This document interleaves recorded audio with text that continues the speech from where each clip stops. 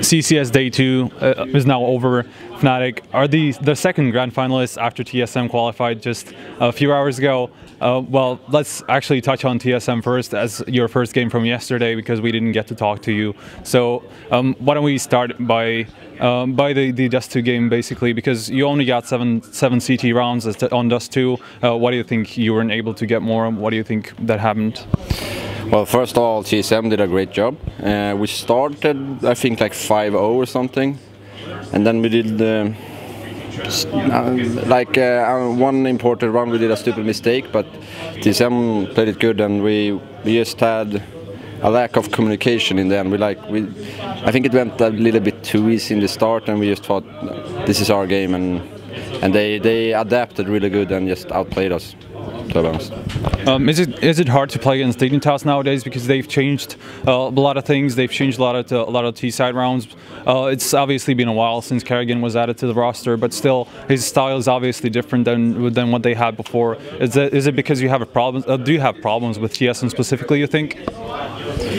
I don't think we really had like a problem with TSM. We had like a lack of I don't know how to say it, but like form. We haven't really been as good as we were like 2 or 3 months ago, but like they have become a really good T-side team, and they have a good city side. They are better now for sure, but like I don't think it's specific to TSM. But they're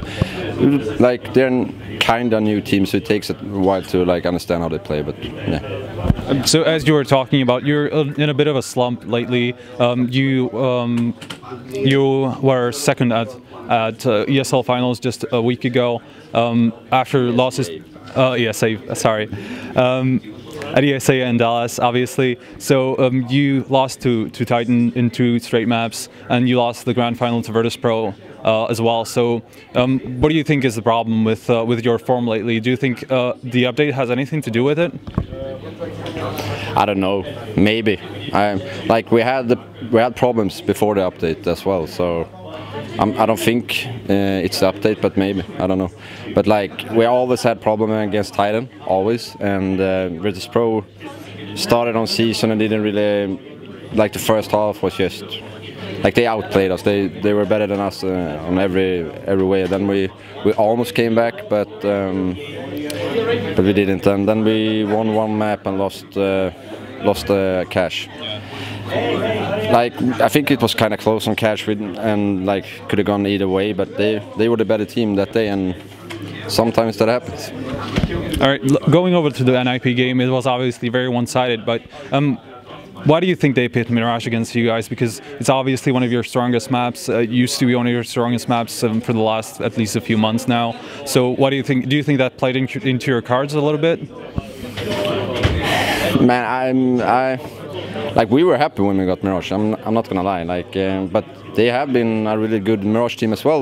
Like the last few events actually. I think they're a good Mirage team, but like NiP had a really long day today and yesterday. So like I don't think that we saw the true NiP today on stage, and that's sad for them. But I think it probably would have been a lot closer if we always have close games against NiP.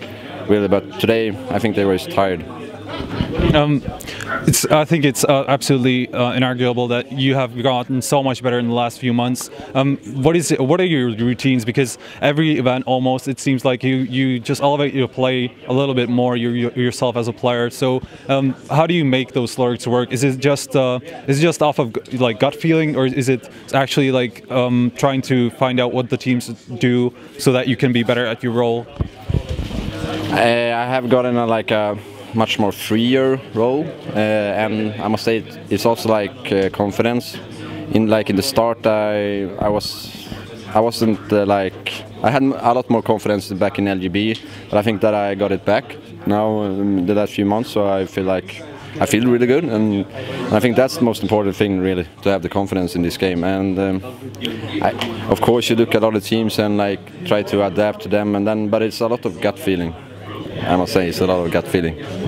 So you have to take revenge against TSM now. You have this. You have the second match. You haven't even won a map in the first matchup that you had. So what are you expecting from that grand final tomorrow? It's going to be a really tough fight. I think that they get like they already get one map in advantage, and then they have like they pick the 2 first map, and then we get to BAM. So I think it's going to be really hard, but I think that we're going to go for the win, and I think that we can do it. But it's going to be a tough game.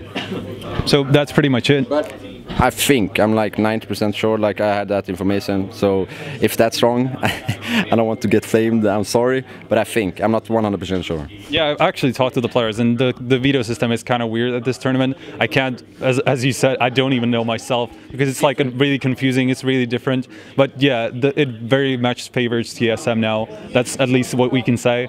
So yeah, but that's. But I don't know. It's different on every other tournament, so you get used to it. Yeah, so that's pretty much it. Thanks for the interview, Olof. Do you have any last words, shout-outs? I just wanted to say thank you for those who still believe in us and cheer for us, and yeah, thanks to everybody who supports me. Thank you, guys. So that was Olof with the second grand finalist. CCS Finals has still one more match left to play. Tomorrow at 6 p.m. tune into the PGL stream and watch Fnatic and TSM in the grand final of CCS Finals. See you tomorrow.